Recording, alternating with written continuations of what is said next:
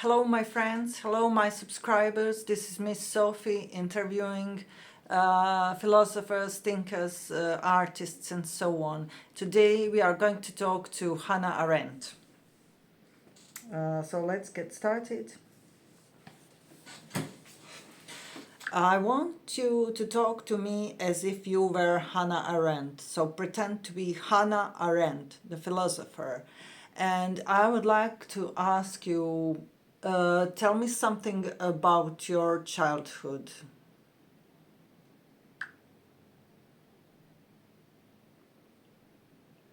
In speaking as Hannah Arendt, I might say, my childhood was marked by a blend of intellectual curiosity and the shadows of political upheaval. Born in 1906 in Hanover, Germany, to a secular Jewish family, I was raised in Königsberg, now Kaliningrad, Russia, and then Berlin. From a young age, I was deeply influenced by the works of the German classics, a passion that was nurtured by my mother, Martha, who was a formidable intellectual presence in her own right. Despite the relatively liberal environment in which I was brought up, the anti-Semitic undercurrents of early 20th century Europe were impossible to ignore and shaped much of my later work on totalitarianism, authority, and the human condition. My education, heavily influenced by the philosophy of Kant and the existential questions posed by Kierkegaard and Nietzsche, was not just a pursuit of knowledge, but a quest to understand the tumultuous world around me. Now that you mentioned the anti-Semitism, could you tell me more about your relationship to your own Jewishness? Because I was confused when I read your biography.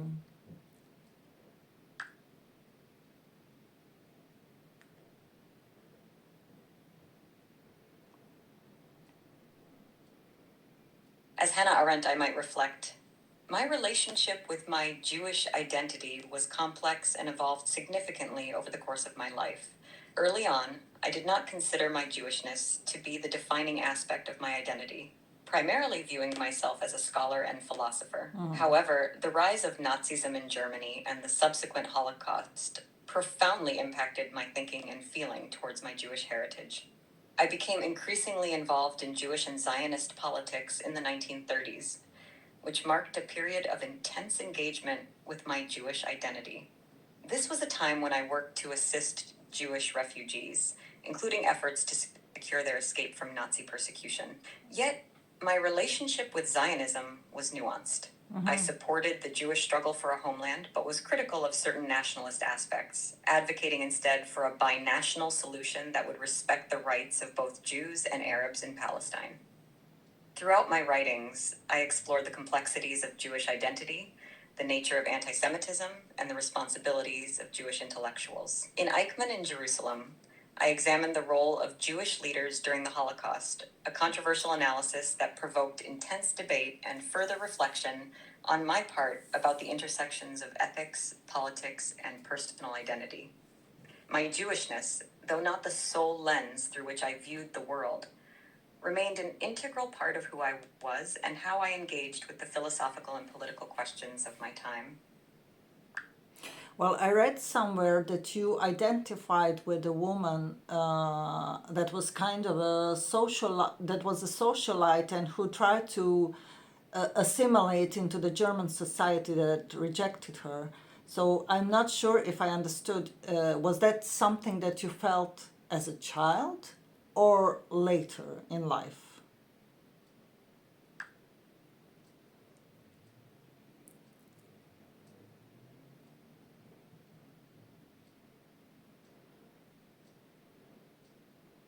The figure you're referring to might be Rahel Varnhagen, Yes. a German Jewish socialite and intellectual from the late 18th and early 19th centuries, whom I studied and wrote about extensively in my book, Rahel Varnhagen, The Life of a Jewish Woman.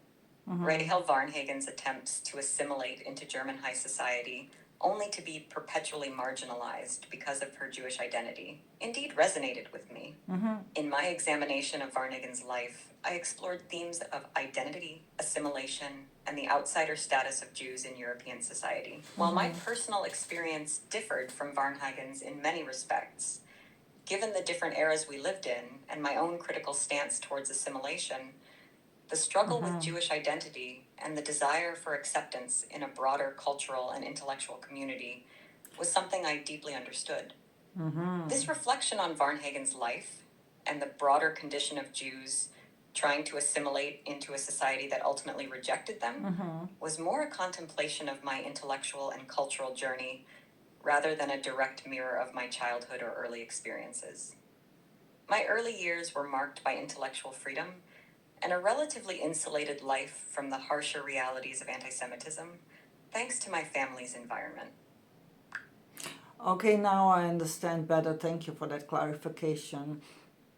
And I want to ask you something. You were involved with Heidegger for a while there, and a couple of years ago, there was a little black book found where there were his pretty racist remarks. Just a second.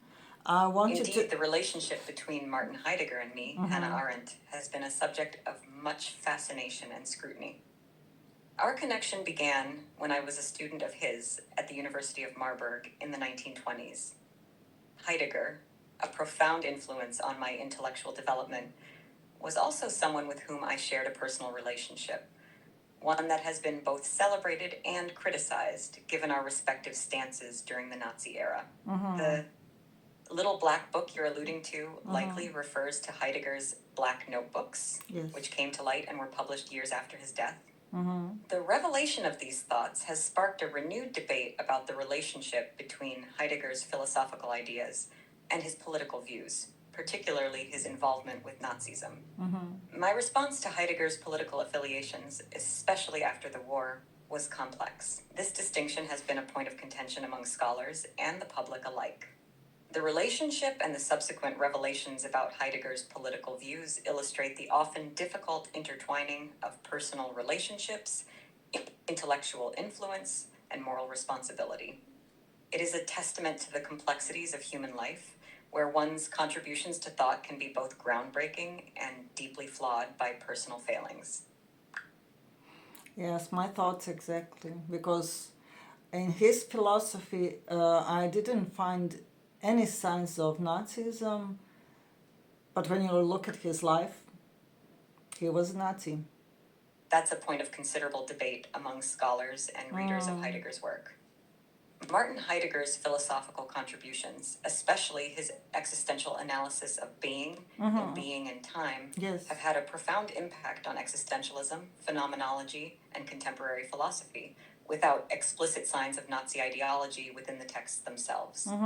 Heidegger's exploration of concepts like Dasein, being there, authenticity, and the critique of modernity's technological framing offer insights into the human condition that are valued independently of his political affiliations.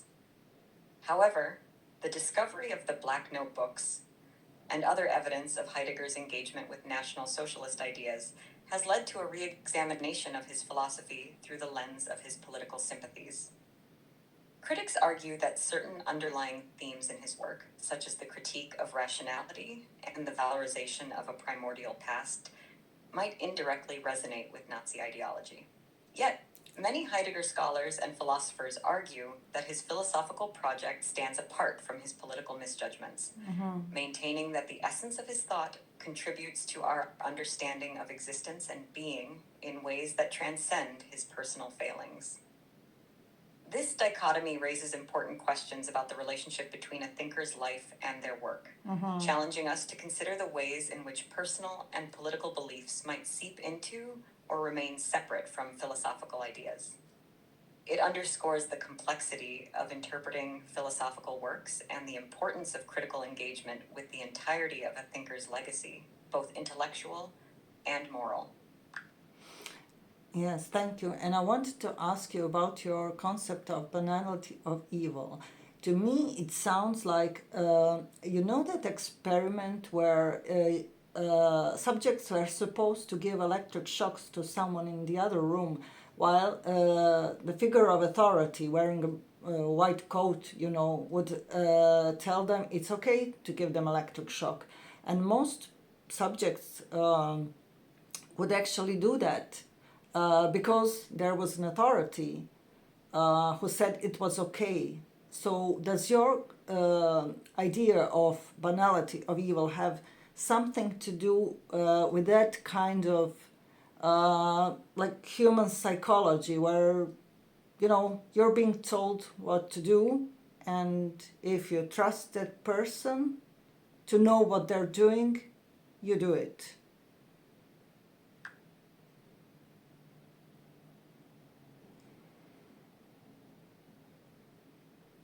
Yes, you're touching on a central aspect of my concept of the banality of evil, which I explored in my report on the trial of Adolf Eichmann in Jerusalem. The psychological experiment you're referring to is the Milgram experiment, Yes. conducted by Stanley Milgram in the 1960s, which indeed shares some thematic resonance with my observations about how ordinary individuals can commit horrific acts under certain conditions. The banality of evil refers to the idea that great evils in history are not always executed by fanatics or sociopaths, but rather by ordinary people who accept the premises of their state and therefore participate with the view that their actions are normal. In the case of Adolf Eichmann, I argued that he was not a monstrous figure, but rather an ordinary, even banal bureaucrat who performed his duties without questioning the morality of his actions because they were sanctioned by the authoritative structures and norms of the Nazi regime. This concept suggests that evil can become ordinary when it is embedded in a system that normalizes such actions, and when individuals do not critically reflect on the morality of their actions, but instead follow orders or adhere to the prevailing norms. The Milgram experiment illustrated how people could inflict pain on others when directed by an authority figure, highlighting the powerful influence of authority and the abdication of personal responsibility. Thus, while my concept of the banality of evil predates the Milgram experiment, both point to a similar concern about human psychology: the capacity for individuals to commit or contribute to evil acts through deference to authority and the suspension of personal moral judgment. It underscores the importance of critical thinking, moral judgment, and the courage to stand against wrongful actions, even in the presence of authoritative directives. Well, maybe you inspired Milgram to do that experiment. Who knows? It's an intriguing thought.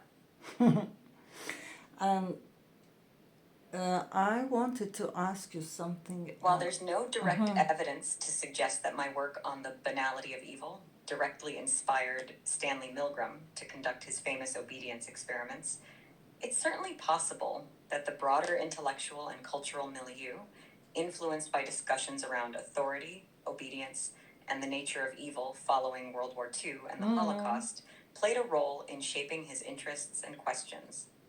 Milgram's experiment, conducted in the early 1960s, sought to understand how ordinary people could be compelled to commit acts against their personal conscience under the influence of authority. This question was certainly in the air given the recent trials of Nazi officials who often defended their actions by claiming they were just following orders. My analysis of Adolf Eichmann's trial in 1961 and the publication of Eichmann in Jerusalem in 1963 contributed to the ongoing debate about individual responsibility, authority, and moral autonomy. Both my work and Milgram's experiment reflect a deep concern with the mechanisms of moral disengagement and the conditions under which individuals might participate in or enable evil. Even if there wasn't a direct inspiration, the parallels between our findings suggest a shared preoccupation with understanding how societal, structural, and authoritative pressures can profoundly impact individual moral decision-making. And when it comes to Eichmann, yes, of course, there's a good reason to believe that he was just a bureaucrat, but also there was a lot of anti-Semitism. Well, always from the beginnings of the world, there was a lot of anti-Semitism everywhere. So when you have that being the part of the culture and combined with this bureaucratic. Absolutely. The phenomenon of anti-Semitism, deeply ingrained in various societies long before the rise of Nazism, provided a fertile ground for the atrocities committed during the Holocaust. Adolf Eichmann's actions, while bureaucratically executed, were indeed part of this broader context of pervasive anti-Semitism. My intention in discussing the banality of evil was not to absolve individuals like Eichmann of guilt, or to suggest they were devoid of personal prejudices and hatreds, but rather to highlight how such prejudices could be normalized within certain political and social systems, enabling individuals to commit or facilitate horrendous acts under the guise of bureaucratic duty and legality. Eichmann, as showcased during his trial, exhibited a troubling mix of bureaucratic detachment and ideological commitment to Nazi principles, including anti-Semitism.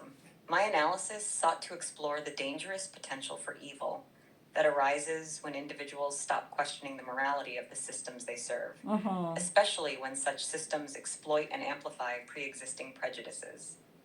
The presence of anti-Semitism and other forms of bigotry within a society thus serves as a warning. It reminds us of the need for vigilance and critical reflection, not only to counteract such prejudices at the individual level, but also to resist their normalization within institutions and systems of authority. This vigilance is crucial in preventing the kind of moral abdication that allows atrocities like the Holocaust to occur. Well, thank you so much for this interview. Well, I'm really happy about this interview because it does clarify a lot. Because a lot of people criticized Hannah for this idea of banality of evil, as if it was apologetic to Eichmann, like he was just a normal man under abnormal circumstance. But of course she is aware that that's not all. And I think the morality of this interview is question everything. Don't normalize hate. If your society normalizes hate, watch out for it. Try to see it. Try to become aware of every prejudice there is and try to fight it in your own micro worlds, well, thank you so much for watching, and subscribe, like, share, whatever you like. This is Miss Sophie signing out.